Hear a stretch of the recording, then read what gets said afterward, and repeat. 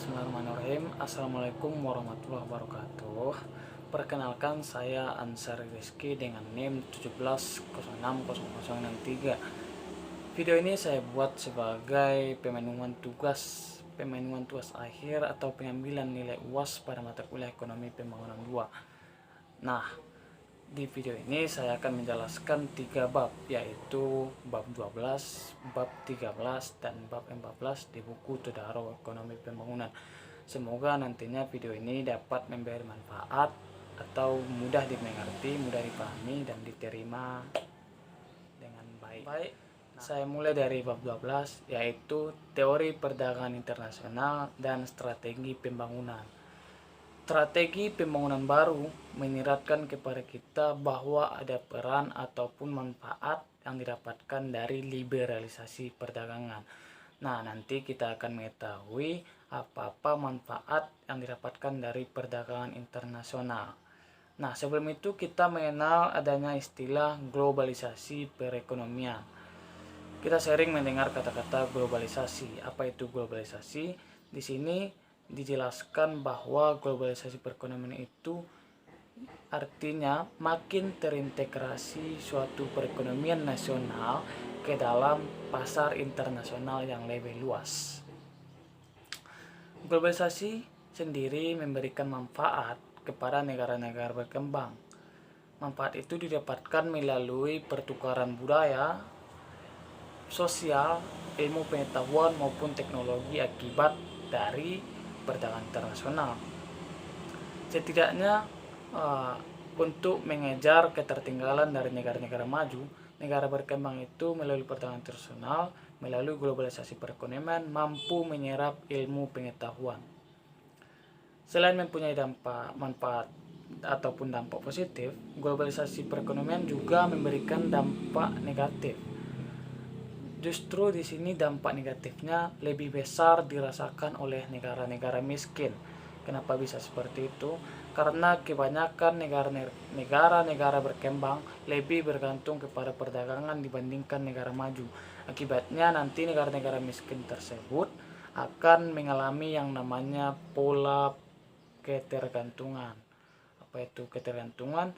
Nanti mereka melakukan impor lagi impor, dan impor lagi dan lagi. Itu yang namanya ketergantungan.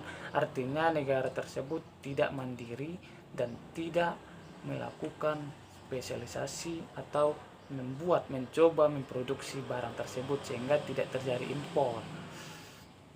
Nah, seperti itu teman-teman. Nah, selanjutnya kita masuk ke dalam teori-teori perdagangan internasional. Sebelum lanjut ke situ, kita juga harus mengetahui teori-teori tradisionalnya. Dulu kita mengenal istilah yang namanya barter atau pertukaran barang dengan barang. Dan sekarang sistem ini sudah tidak dipergunakan lagi atau jarang, atau bahkan memang tidak sama sekali. Karena kita sudah mengenal yang namanya uang sebagai alat pembayaran.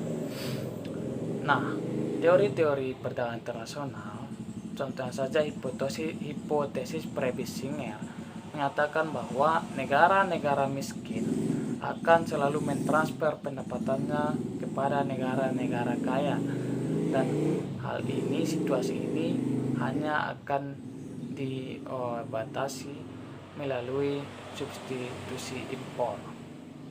Sebenarnya perdagangan internasional memberikan manfaat bagi suatu negara apabila negara tersebut mampu untuk berspesialisasi di berbagai produk, atau dalam tanda kutip kita mengenal istilah yang namanya keunggulan komparatif, keunggulan yang berbeda dari negara lain. Keunggulan komparatif ini artinya suatu negara mampu memproduksi suatu komoditas dengan biaya yang lebih rendah dibandingkan komoditas alternatif yang dapat diproduksi, yang nantinya akan melahirkan spesialisasi. Nah, hal ini akan menguntungkan suatu negara dan mereka akan melakukan ekspor di bidang ini dan memberikan keuntungan yang luar biasa. Model Adam Smith menjelaskan bahwa suatu negara akan mendapatkan keuntungan mutlak akibat dari perdagangan internasionalnya karena mereka memproduksi komoditas dengan biaya yang lebih rendah dibandingkan negara lain.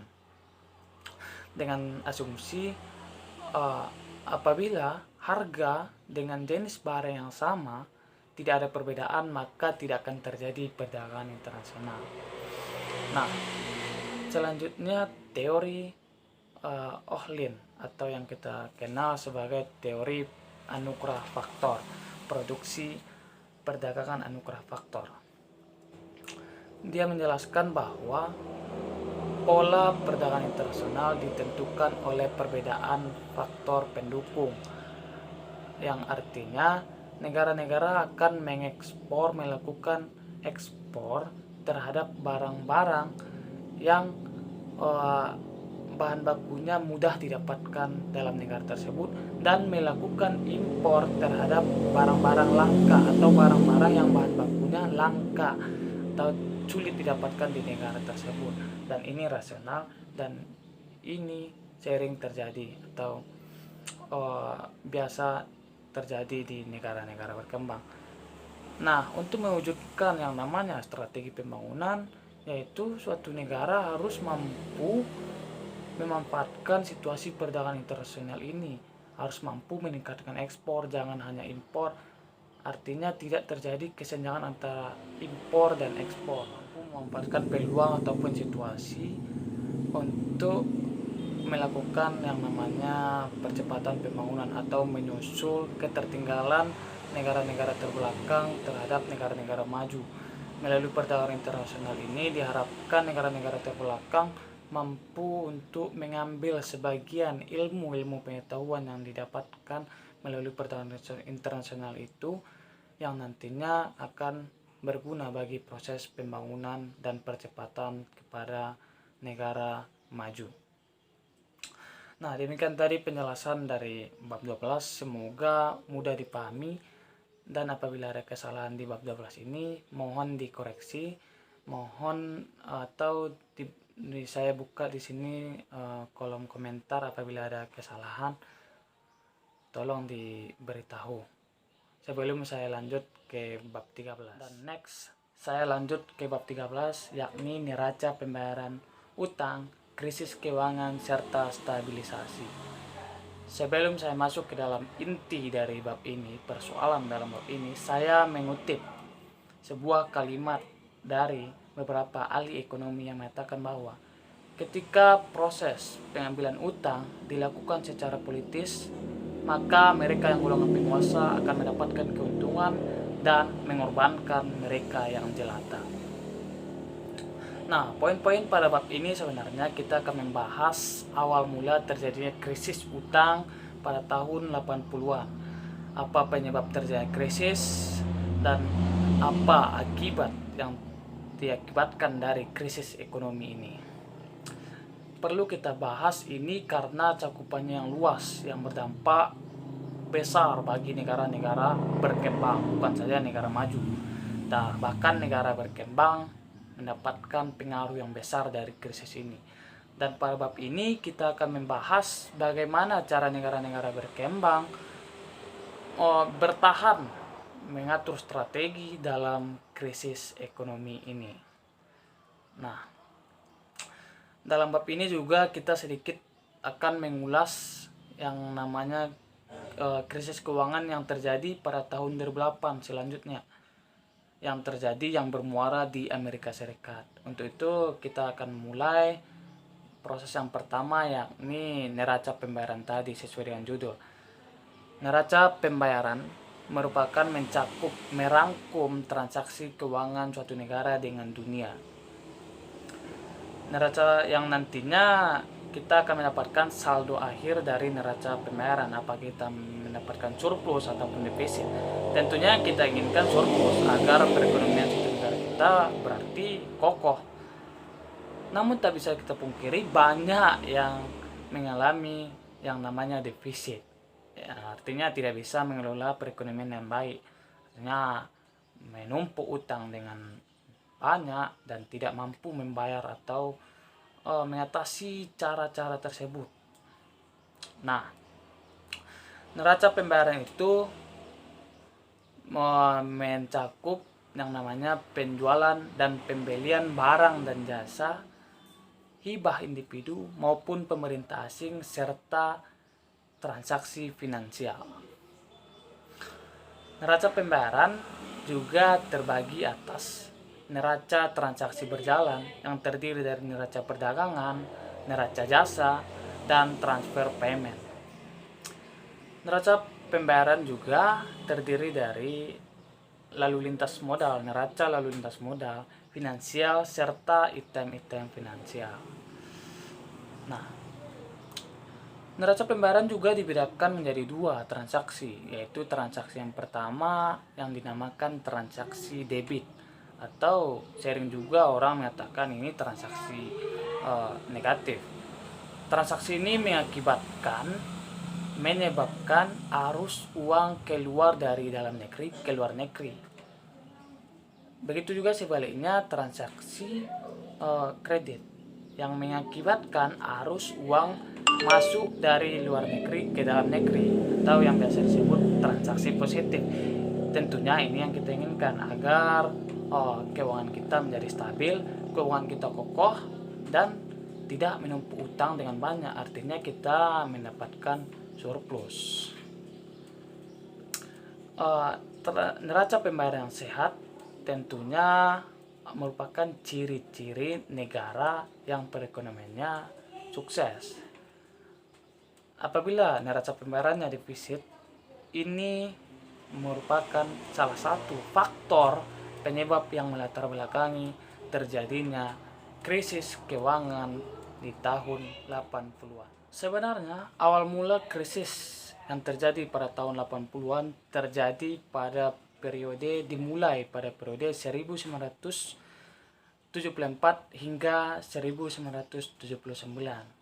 Hal ini diwarnai atau diawali dengan lonjakan pinjaman yang banyak serta naiknya harga minyak dunia atau harga minyak OPEC, yang mengakibatkan banyak negara-negara industri mengalami pertumbuhan ekonominya turun, yang semula rata-rata 5,2% turun menjadi 2,7%. Wow, penurunan yang cukup drastis, bukan?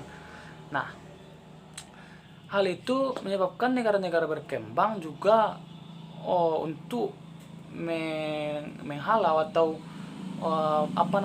untuk mengatasi hal ini, mereka melakukan pinjaman walaupun bunganya semakin tinggi. Sebenarnya untuk mempertahankan pertumbuhan ekonomi, mau tidak mau harus melakukan pinjaman luar negeri yang semakin banyak. Alhasil jumlah pinjaman bertambah 2 kali lipat, bertambah 20% setiap tahunnya. Keberhasilan atau uang yang didapatkan melalui pinjaman ini hanya bertahan sementara dan tidak mampu bertahan selamanya, hanya bertahan sementara karena terjadi lonjakan krisis keuangan yang kedua, lonjakan harga minyak, kenaikan kembali pada tahun 1979. Terjadi lonjakan harga 2 kali lipat atau semakin tinggi harga minyak, yang mengakibatkan harga produksi lainnya juga ikut mengalami kenaikan. Justru di sini membuat banyak negara-negara berkembang menjadi kacau, semua perekonomian hancur karena disebabkan kenaikan lonjakan yang kedua ini. Alhasil kembali negara-negara berkembang terus berupaya menambah utang untuk menstabilkan perekonomian yang terjadi. Dalam menghadapi situasi yang kritis ini, negara-negara berkembang hanya mempunyai dua opsi untuk mengatasi permasalahan krisis ini. Yang pertama yaitu memangkas impor dan memperlakukan kebijakan fiskal dan moneter yang ketat, dan opsi yang kedua yaitu membayar defisit neraca perdagangan yang tinggi dengan cara menambah pinjaman. Dan negara berkembang banyak melakukan opsi yang kedua, dan lama kelamaan situasi mulai stabil tahun 90-an, mulai stabil tahun 2000-an apalagi. Karena mereka mengambil jalan yang kedua, yakni menambah pinjaman, dan negara-negara maju pun pertumbuhan ekonominya sudah mulai stabil dan bunga turun, perekonomian kembali normal. Setelah kehidupan perekonomian di berbagai negara mulai berangsur normal di tahun 2000-an, kembali lagi di tahun 2007-2008 krisis global terjadi yang bermuara di Amerika Serikat, yang mana ada kebijakan atau industri yang disebabkan diawali oleh subprime mortgage atau kredit perumahan yang memberikan pinjaman yang sebenarnya peminjamnya tidak mampu untuk membayar pinjaman tersebut. Itu yang mengawali terjadinya krisis di tahun ini. Warga Amerika Serikat tumbuh atau hidup secara konsumerisme yang tidak terbatas. Akhirnya dunia kembali kacau akibat perekonomian yang di Amerika ini kacau. Karena setiap negara tersebut, negara berkembang, negara maju, apabila terjadi masalah di negara maju, maka negara berkembang juga ikut merasakan masalah tersebut. Dan lama kelamaan akhirnya situasi kembali normal dan hidup normal, perekonomian mulai normal. Demikian tadi penjelasan yang bisa saya sampaikan pada bab 13 ini. Apabila ada terdapat kesalahan, saya minta maaf. Nah, akhirnya kita sampai di bab 14, yakni keuangan, investasi, dan bantuan asing, kontroversi atau peluang. Di bab 12 tadi kita telah membahas apa-apa teori-teori perdagangan internasional, globalisasi perekonomian, dan cara-cara strategi dalam proses pembangunan. Dan di bab 13 tadi kita telah mengetahui bagaimana kiat-kiat negara berkembang menghadapi sebelum masa krisis, saat krisis, dan setelah masa krisis ekonomi atau krisis keuangan yang berada di tahun 80-an maupun di tahun 2008. Nah, di bab 14 ini kita akan membahas kehidupan negara-negara berkembang setelah krisis tadi. Bagaimana cara mereka menjalani kehidupan setelah krisis global yang melanda dunia. Yang pertama ada tadi investasi. Investasi bisa berasal dari investasi swasta maupun yang resmi. Nah, di sini masalah investasi ini ada pro dan kontra antar ilmuwan. Yang pro terhadap investasi swasta asing ini yaitu penganut aliran teori neoklasik yang menyatakan bahwa investasi swasta asing ini merupakan salah satu cara atau strategi untuk mengatasi kesenjangan kemiskinan. Nah, namun tidak sedikit pula yang mengatakan investasi swasta asing ini mengatakan bahwa ini memperlambat yang namanya kesenjangan atau memperluas yang namanya kesenjangan. Nah, tidak sedikit pula yang mengatakan itu. Nah, selain pendapatan ekspor dan investasi dari langsung tadi yang dari swasta maupun publik tadi, negara-negara berkembang juga mendapatkan valuta asing lain, yakni bantuan publik yang secara resmi dan bantuan swasta ataupun bantuan tidak resmi dari lembaga swadaya masyarakat atau LSM. Nah, alasan kenapa negara pendonor mau memberikan bantuan kepada negara-negara berkembang ini didasarkan karena adanya kepentingan politis, strategis, dan ekonomis. Namun tidak sedikit pula yang memberikan bantuan ini karena adanya rasa moral dan rasa kemanusiaan dalam diri mereka terhadap negara-negara berkembang ini, dan akhirnya mampu atau memberikan bantuan kepada negara-negara berkembang ini yang mungkin kurang beruntung dalam masalah perekonomian. Nah, alasan penerima ini, negara-negara berkembang ini menerima bantuan tersebut mungkin karena didasarkan perekonomian. Namun ada alasan lain selain perekonomian, karena mereka melihat banyaknya atau ada negara-negara berkembang lainnya yang sukses setelah lebih dulu menerima bantuan langsung oleh publik.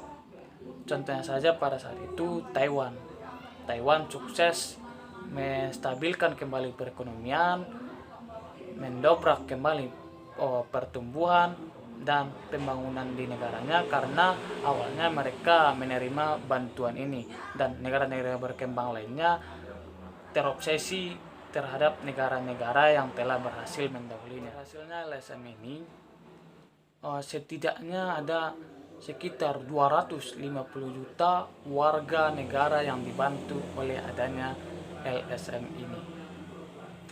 Sangat banyak memang.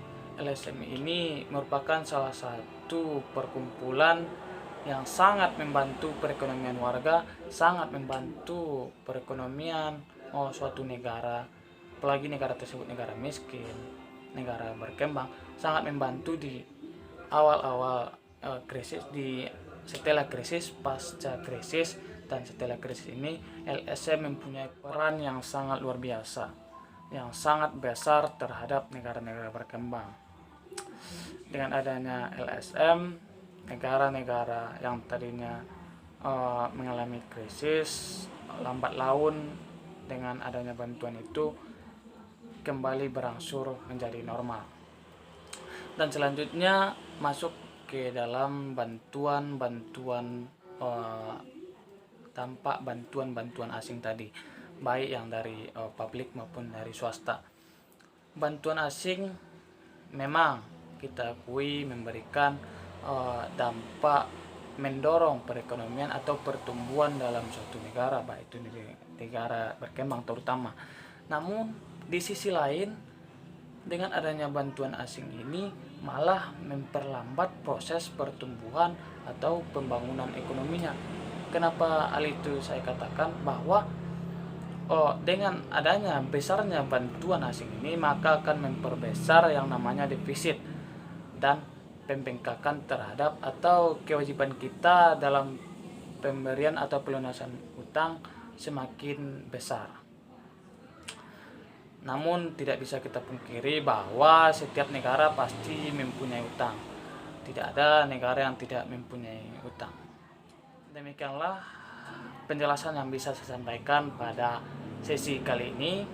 Mudah-mudahan memberikan manfaat, faedah, fadilah bagi kita semua atas semua yang saya sampaikan, mulai dari bab 12 tadi, 13 serta 14. Mudah-mudahan mudah dimengerti, dapat dipahami. Terima kasih, mohon maaf atas segala kesalahan. Apabila ada kesalahan saya minta maaf, tolong dikoreksi. Saya buka di kolom komentar, tolong komen di bawah. Terima kasih. Assalamualaikum warahmatullahi wabarakatuh.